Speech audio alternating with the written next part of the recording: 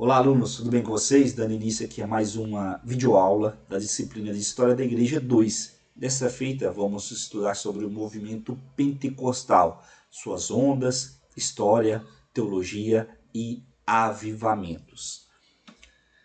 Nós temos o objetivo em mente ao mencionar sobre essa disciplina, ao passar por essa disciplina, que é o quê? Compreender o desenvolvimento histórico e teológico das ondas do movimento pentecostal. E identificando os seus principais avivamentos e contribuições para a igreja contemporânea. Começa aqui com uma indagação. O pentecostalismo surgiu em Atos 2 ou no século 20? Você já parou para pensar sobre isso? E qual a diferença entre pentecostalismo clássico, neopentecostalismo e movimentos carismáticos? Você consegue fazer essa diferenciação? O pentecostalismo moderno não nasceu do nada. Ele é o resultado de séculos de avivamento, movimentos de santidade e busca por renovação espiritual.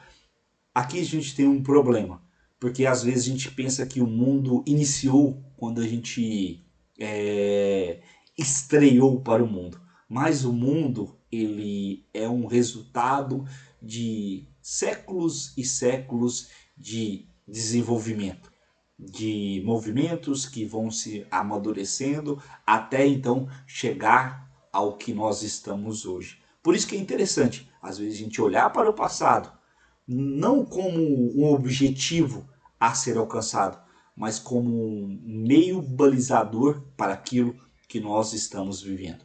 Porque às vezes nós, por não sabermos o que é pentecostalismo clássico, a gente fleta com neopentecostalismo e com movimentos carismáticos, que são coisas que em alguns pontos se aproximam e outros se distanciam. Mas vamos lá. Movimento de santidade do século XIX. Após a reforma protestante, diversos grupos passaram a enfatizar a experiência pessoal com Deus. Há um destaque aqui sobre a vida de John Wesley, o fundador do metodismo, que ensinava a santificação progressiva e influenciou diretamente os movimentos de santidade, movimentos holiness, que é um movimento de santidade, e no século XIX enfatizou uma segunda obra da graça e preparou o terreno para o pentecostalismo. O pentecostalismo não surgiu apenas da busca pelos dons espirituais, mas da busca por uma vida santa. Isso aqui é extremamente importante, que a gente pensa que o objetivo do pentecostal é o quê? É os dons, é buscar os dons, é buscar o carisma. Mas para John Wesley, para aqueles que trilharam esse caminho pelo qual nós caminhamos hoje, era o quê? Um viver santo, uma vida separada, uma vida santificada. O movimento de santidade, o movimento holiness, ele se pautava nesse viver santo, uma vida consagrada a Deus. Os dons são o quê? Consequência de um viver santo. Essa é a raiz do pentecostalismo. A gente pensa que é o quê? É a busca dos dons pelos dons. Não, é a busca de um viver santo. Andai na presença do Senhor e sede santo, porque Ele é santo. Chega a ser até um aspecto de chover no molhado, porque se nós servimos a um Deus santo, nós temos que, no mínimo, andar em santidade, assim como Ele é santo. Avivamento de Topeka, 1901. Charles Fox Parham. Local, Topeka, Kansas, janeiro de 1901. O contexto, a Escola Bíblica de Betel. O estudo sobre o batismo no Espírito Santo. Marco histórico, Agnes Osman teria falado em línguas após a oração. Era um instituto bíblico, uma escola bíblica de Betel. E a história conta que Agnes Osman ela teria se reunido com aquele grupo de pessoas, não somente Charles Fox Parham estava presente, mas outros estavam presentes. E ela pediu a eles que orassem por ela para que para que o Espírito Santo descesse sobre ela, porque ela tinha um objetivo, ela estava saindo em obra missionária. A gente vê que um dos objetivos do Espírito Santo é o que? Capacitar para algo, um revestimento de poder para algo. Essa é a primeira onda do pentecostalismo clássico. O pentecostalismo clássico, ele é baseado no que? Numa capacitação, num revestimento de poder para algo. Não somente para vivermos voltados para nós mesmos, mas é o que? Voltado para o outro, voltado para um serviço. O pentecostalismo clássico, uma das suas ênfases é o que? Esse revestimento de poder para algo, para missões. Esse é o marco histórico de Agnes Osman. Aviamento de Rua Azusa, que nós conhecemos muito bem e às vezes falamos de uma forma até melhor do que eu vou falar agora. Em 1906, marcado uma figura importante é William Seymour, na Rua Azusa, Los Angeles, Califórnia. Ela tinha algumas características, das quais era o que? Oração intensa, manifestações espirituais, inclusão racial e evangelização mundial. A importância é considerada o nascimento oficial do pentecostalismo moderno ou o pentecostalismo clássico. Vamos lá, oração intensa.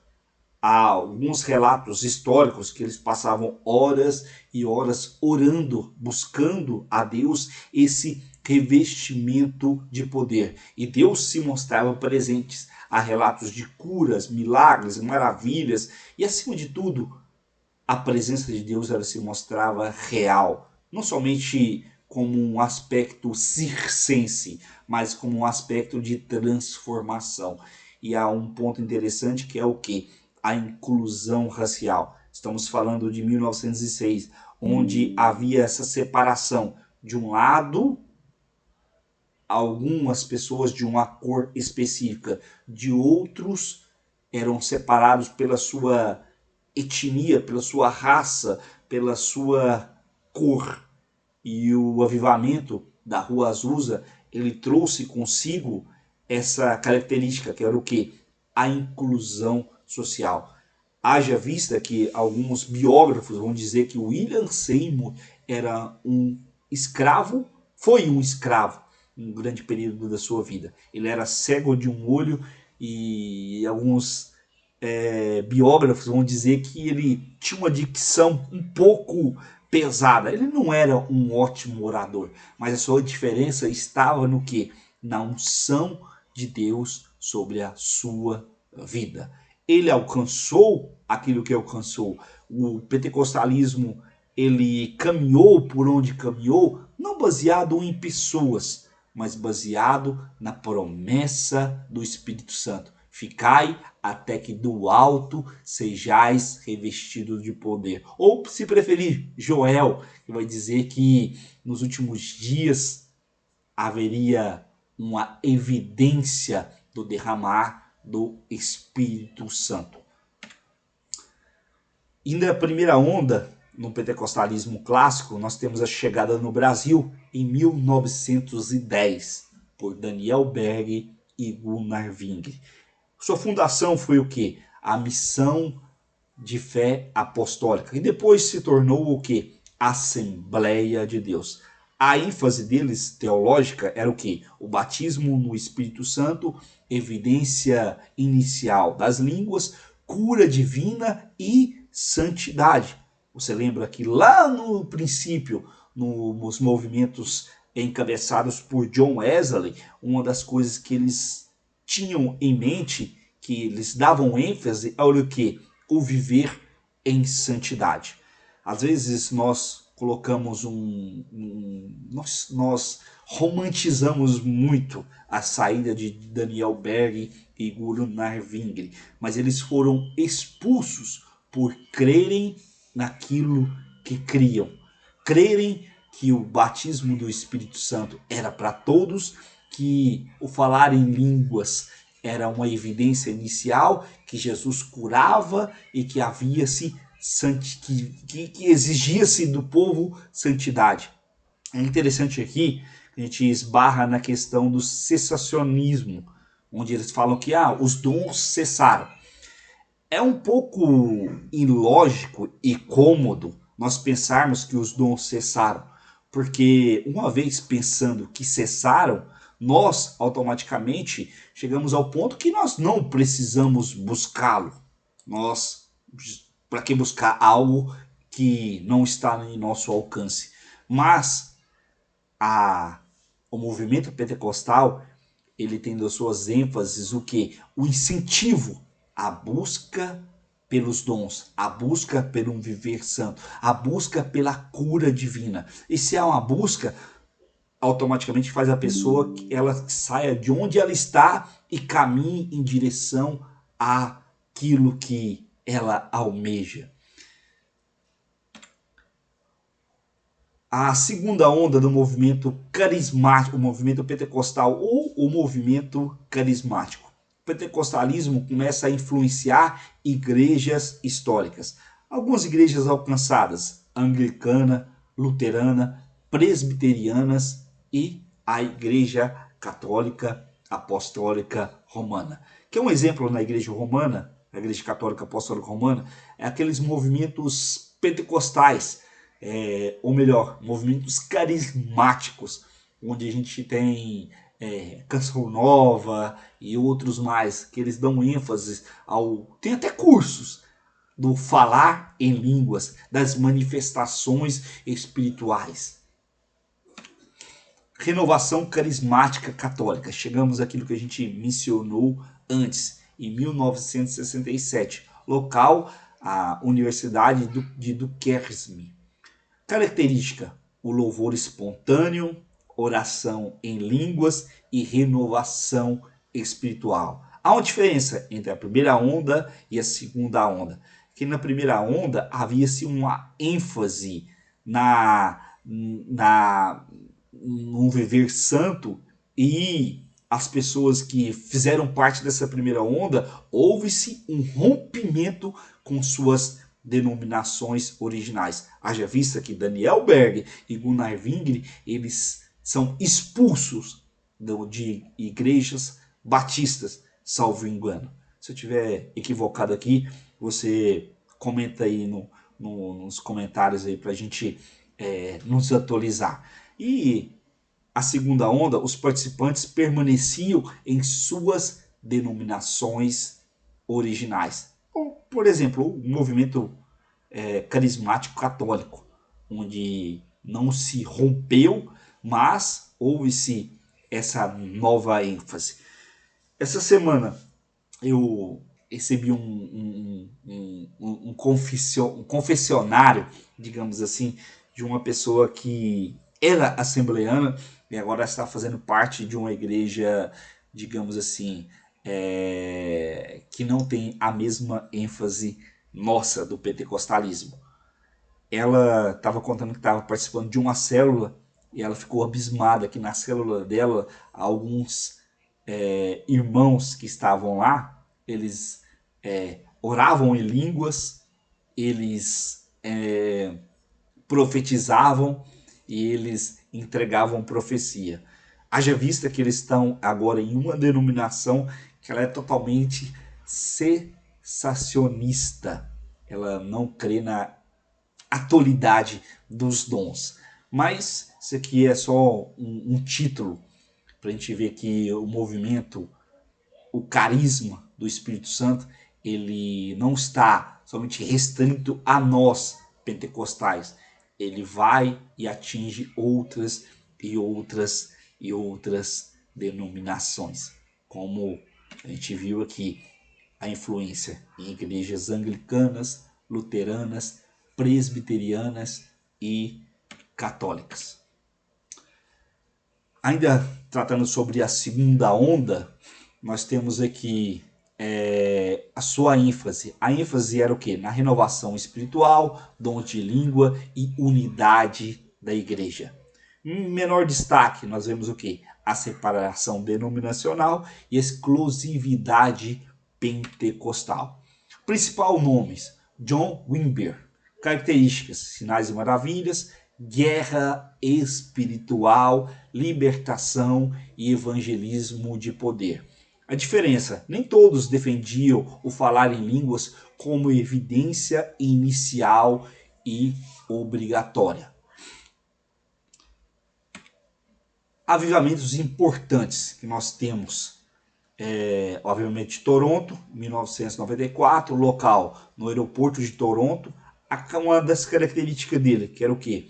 Uma forte experiência emocional, cura interior e a ênfase no amor do Pai. Quer um exemplo desse avivamento de Toronto? A gente vai ver sobre a vida dos famosos televangelistas, que às vezes a gente tem contato, que é o que? O Benny Hinn, principalmente na sua obra O Bom Dia Espírito Santo, que ele tem essa ênfase no amor, na cura e no sobrenatural que ele beira, como é que eu posso dizer sem te chocar, ele beira o espetáculo. Quem nunca se deparou com essa obra e esperou, orou, até chegou a orar, dizendo assim: nossa, o Espírito Santo ele vai vir me invadir, me jogar contra a parede e vai acontecer algo. Mas às vezes o Espírito Santo ele não age dessa forma, entendeu? O avivamento de Toronto ele influenciou grandes e grandes nomes, mas falamos sobre o Benny Hinn e sobre um grupo que fez muito e muito sucesso. Às vezes até manifestavam-se, digamos assim, como uma tipificação do que era o evangelho da época, que era o grupo Diante do Trono, que ele também foi extremamente influenciado por esse avivamento de Toronto. Outro avivamento importante dessa terceira onda, o avivamento de Bronzeville, 1995, em local em Bronzeville Assembly of God. Características: arrependimento, santidade e conversões. Uma grande conversão em massa. E nós falamos sobre a primeira, segunda e terceira. E há uma quarta onda? Bom, esse é um debate acadêmico extremamente importante. E não há um consenso nítido sobre se há uma quarta onda ou se não há alguma quarta onda. Alguns estudiosos apontam para os movimentos apostólicos e proféticos, nessas redes ministeriais, plantação de igrejas e ênfase apostólica, mas não há um consenso sobre essa quarta onda. Avivamentos contemporâneos do nosso tempo. Nós temos, obviamente, de Pensacola, de Bronzeville, que a gente acabou de dizer, de Asbury University. Uma das suas características era o quê? Oração contínua, arrependimento e adoração espontânea. Essa adoração espontânea a gente vê muito evidente em alguns hinos que a gente ouve, né? Principalmente os worship, né? Não sei se é assim que pronuncia, mas vamos lá.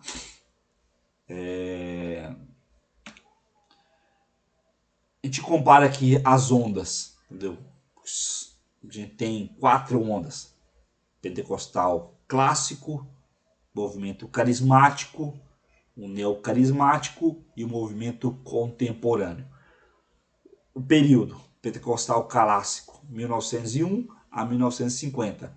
A ênfase no batismo no Espírito Santo e línguas como evidência inicial. Movimento carismático, em 1960 a 1980. A gente vê renovação nas igrejas históricas, um movimento de renovação. E o neocarismático, 1980 até o ano de 2000, onde nós temos sinais, maravilhas e guerra espiritual. ênfase muito grande em batalhas espirituais. Há N nomes que a gente pode mencionar sobre esse movimento, mas fica para uma outra oportunidade. E o movimento contemporâneo, do ano 2000 em diante, onde nós temos o avanço dessa ideia apostólica, dessa ideia profética, não profético no contexto de anunciação da palavra, mas um profético no contexto de apontar para um futuro e um avivamento, entre aspas, global.